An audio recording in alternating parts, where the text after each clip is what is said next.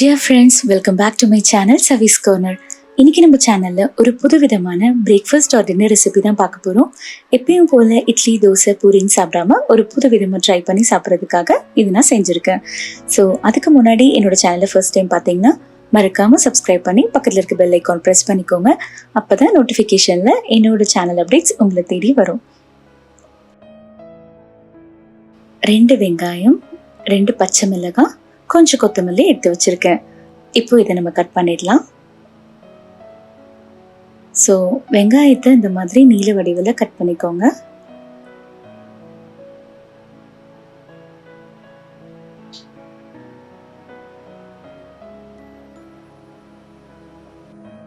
இப்போ பச்சை மிளகாயை குட்டி குட்டியா கட் பண்ணிக்கலாம். அப்புறம் கொத்தமல்லியும் கொஞ்சம் சின்ன சின்னதாகவே கட் பண்ணி எடுத்துக்கலாம். ஸோ இப்போ பண்ண ஆரம்பிச்சிடலாம். ஸோ நான் ஒரு பாத்திரத்தில் ஒரு 2 டேபிள் ஸ்பூன் அளவு எண்ணெய் சேர்த்துக்கிறேன்.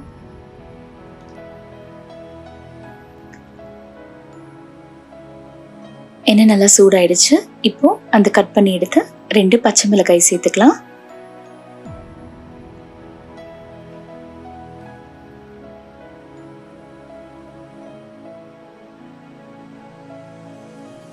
இப்போ நறுக்கி வச்ச 2 வெங்காயத்தையும் சேர்த்துக்கலாம்.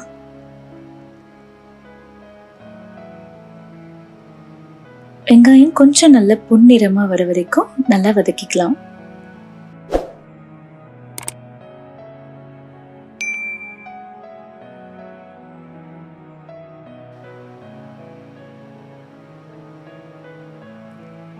வெங்காயம் நல்லா வதங்கிடுச்சு. இப்போ இதுல நான் 1/2 டீஸ்பூன் அளவு இஞ்சி பூண்டு விழுது சேர்த்துக்கிறேன்.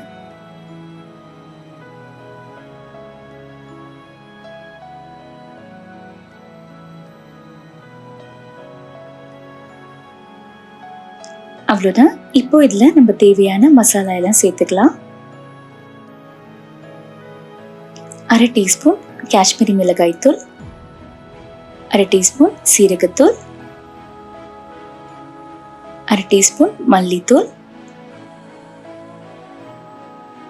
1/4 டீஸ்பூன் மஞ்சள் தூள், 1/4 teaspoon garam masala, 1 teaspoon chat masala.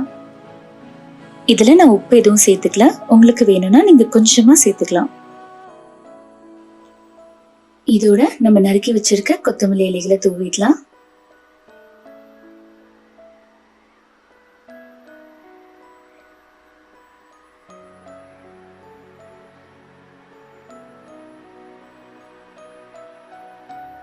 இப்போ நம்ம கடைசியா இதுல ஒரு 2 டீஸ்பூன் அளவு டொமேட்டோ கெச்சப் சேர்த்துக்க போறோம்.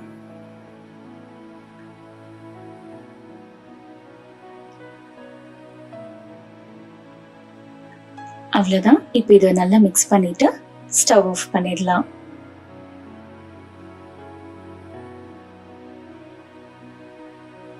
ஸோ நான் இந்த பவுல்ல டிரான்ஸ்ஃபர் பண்ணி வச்சுக்கிறேன்.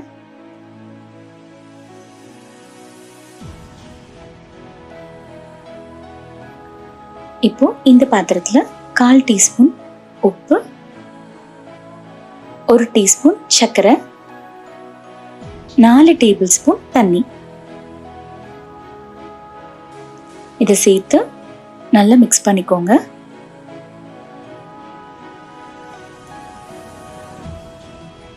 ஓகே, சர்க்கரை நல்லா கரைஞ்சிடுச்சு. இப்போ இதுல 1 கப் அளவு கோதுமை மாவு சேர்த்து நல்லா பிசைஞ்சுக்கலாம்.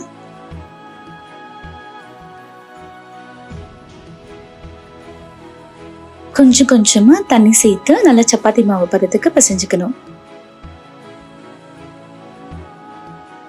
இப்போ இதுல 1 டீஸ்பூன் அளவு எண்ணெய் சேர்த்து 2 பக்கமும் நல்லா இந்த மாதிரி அப்ளை பண்ணி ஒரு தட்டு போட்டு மூடி வச்சிடலாம். இப்போ ஸ்டீம் பிளேட் எடுத்துக்கோங்க. அதுல கொஞ்சமா எண்ணெய் சேர்த்து நல்லா பிரஷ் பண்ணிக்கலாம்.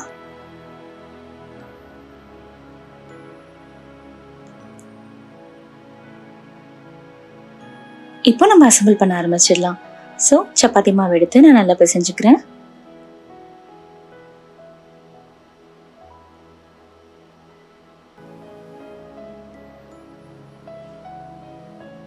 இந்த மாதிரி ரோல் பண்ணிட்டு ஒரு கத்தி வச்சு கட் பண்ணிக்கலாம்.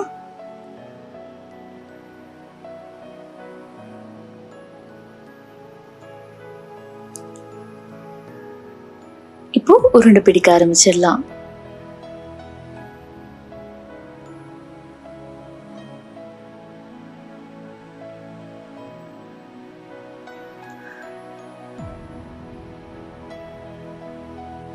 கொஞ்சமா மாவு சேர்த்து இந்த மாதிரி நல்ல சப்பாத்தி மாதிரி உருட்டிக்கணும்.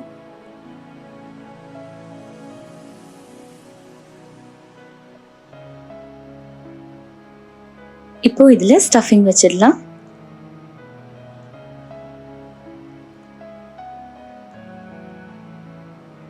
ஒரு டேபிள் ஸ்பூன் அளவு வச்சா போதும்.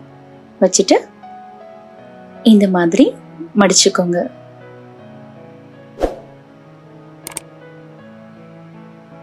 மடிச்சுட்டு அந்த மேல எக்ஸஸா இருக்க மாவை எடுத்துடலாம். அவ்வளோதான், இந்த ஷேப்ல இருக்கணும். இப்போ இது இந்த மாதிரி திருப்பி ஸ்டீம் பிளேட்ல வச்சுக்கலாம். ஸோ நான் எல்லாம் பண்ணிட்டேன். இப்போ நம்ம இட்லி பாத்திரத்துல கொஞ்சமா தண்ணி சேர்த்து ஸ்டீம் பிளேட் வச்சு க்ளோஸ் பண்ணிடலாம்.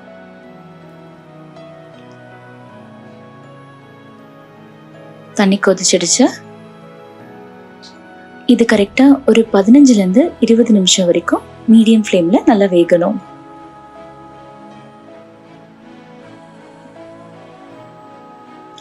இப்போ 20 நிமிஷத்துக்கு அப்புறமா நான் ஓபன் பண்றேன். ஸ்டஃபிங் நல்லா வெந்துருச்சு. பார்க்க இந்த மாதிரி இருக்கணும். இப்போ நம்ம தாளிச்சிடலாம். ஸோ ஒரு பாத்திரத்துல 1 டேபிள் ஸ்பூன் அளவு எண்ணெய் சேர்த்துக்கிறேன். இதோட கொஞ்சமா 1 டீஸ்பூன் அளவு கடுகு, 1 டீஸ்பூன் அளவு ஜீரகம், 2 நல்லா பொரியட்டும். இதோட நான் கொஞ்சமா சின்ன சின்னதா நறுக்கி எடுத்த கருவேப்பிலையும் சேர்த்துக்கிறேன்.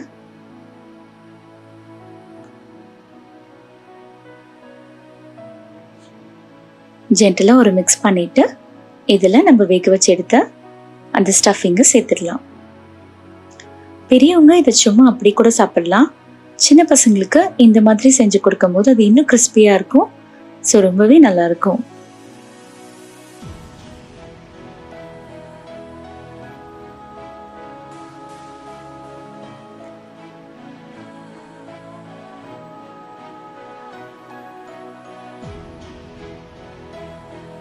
ஒரு 2 நிமிஷத்துக்கு அப்புறம் திருப்பி போட்டுக்கோங்க.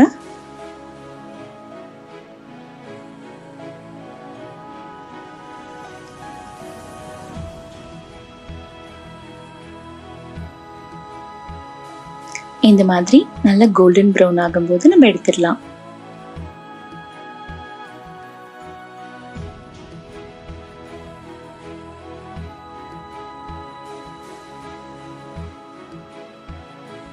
அவ்வளோதான், ரெடி ஆயிடுச்சு. எடுத்து வச்சிடலாம்.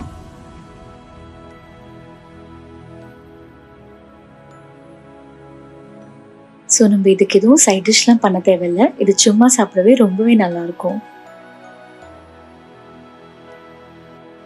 இந்த சூப்பரான ரெசிபியை நீங்களும் கண்டிப்பாக ட்ரை பண்ணி பாருங்க. ட்ரை பண்ணி பார்த்துட்டு எப்படி வந்ததுன்னு எனக்கு கமெண்ட் செக்ஷன்ல கமெண்ட் பண்ணுங்க.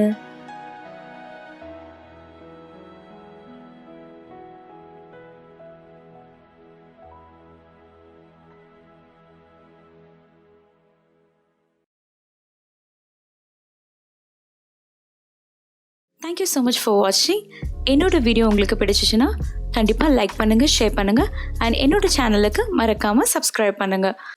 சப்ஸ்கிரைப் பண்ணும்போது பக்கத்தில் இருக்க பெல் பட்டனை ப்ரெஸ் பண்ணிவிடுங்க.